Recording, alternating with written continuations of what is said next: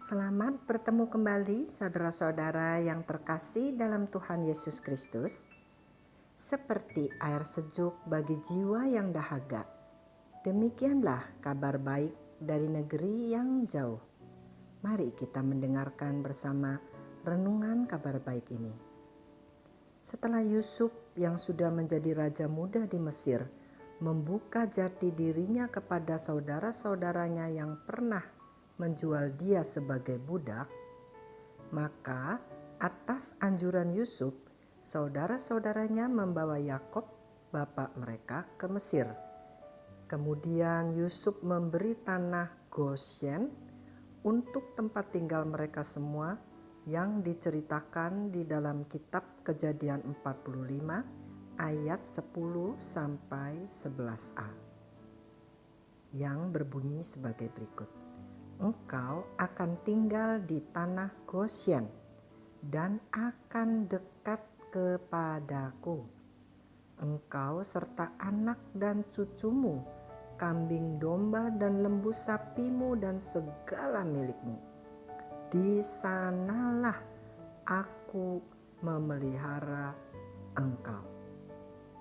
Saudara-saudara, dengan memperhatikan ayat tersebut, di manakah Tuhan berjanji untuk memelihara mereka? Di Gosyen.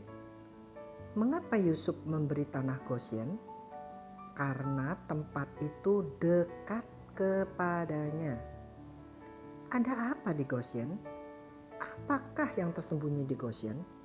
Saudara-saudara, arti kata Gosyen dalam bahasa Ibrani adalah draw near atau mendekat.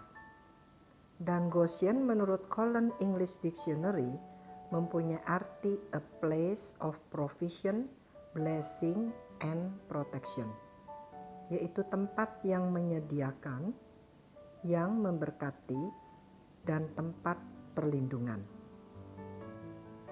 12 anak-anak Yakub beserta istri dan anak-anaknya tinggal di Gosyen yang 400 tahun kemudian mereka menjadi umat Israel yang sangat besar jumlahnya.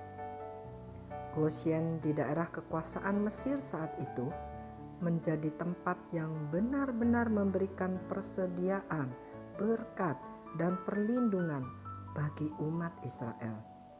Alkitab menceritakan pada saat-saat Tuhan Allah mendatangkan tulah di Mesir, maka terbukti janji Allah yang memelihara umat Israel karena tulah-tulah itu tidak terjadi di tanah Gosyen. Karena apa?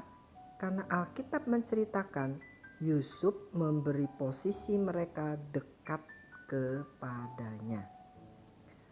Di dalam Keluaran 8 ayat 22 yang berbunyi sebagai berikut, tetapi pada hari itu aku, yaitu Allah, akan mengecualikan tanah Gosyen di mana umatku tinggal, sehingga di sana tidak ada terdapat pikat, yaitu lalat, supaya engkau mengetahui bahwa aku Tuhan ada di negeri ini.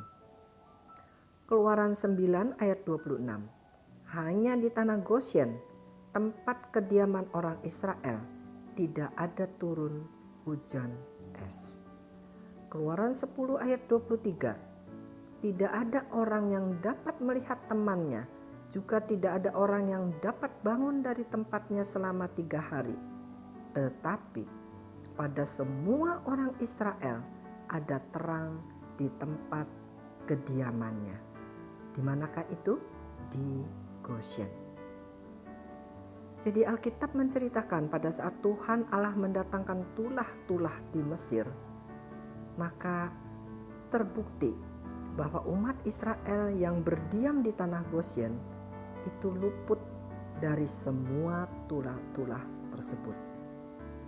Apakah relevansi cerita ini dengan kita? Dengan mengerti arti Gosyen adalah draw near atau mendekat, maka kita bersyukur bahwa posisi kita sekarang bukanlah jauh dari Allah. Karena apa? Karena Tuhan Yesus sudah membuat posisi kita yang semula jauh menjadi dekat kepada Allah.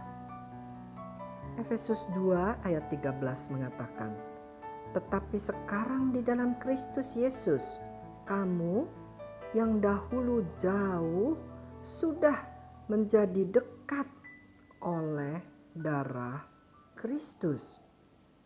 Saudara-saudara, berarti dengan kita percaya kepada hasil karya Kristus yang sudah mencucurkan darahnya bagi kita, maka kita telah dijadikannya menjadi dekat kepada Allah, mendekat kepada Allah. Di dalam Kristus kita sudah diperdamaikan, dan sekarang posisi kita sangat dekat dengan Allah, bahkan menjadi anak-anak Allah. Siapa yang memperdamaikan kita dengan Allah? Yesus Kristus. Melalui apa? Melalui cucuran darahnya. Dia sudah, sedang, dan akan selalu mencukupi, menyediakan bagi kita. Dia juga menjaga dan melindungi kita, sehingga apa?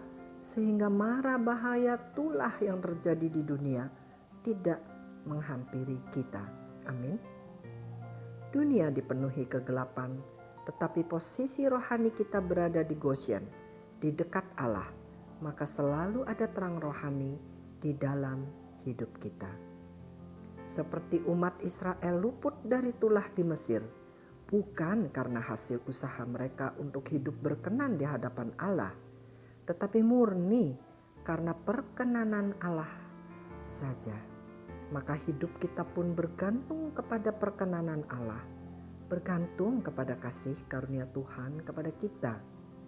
Bagian kita adalah percaya dan berterima kasih, bersyukur kepada hasil karya salib Kristus yang membuat posisi kita dekat dengan Allah, sehingga mendatangkan berkat dalam kehidupan kita.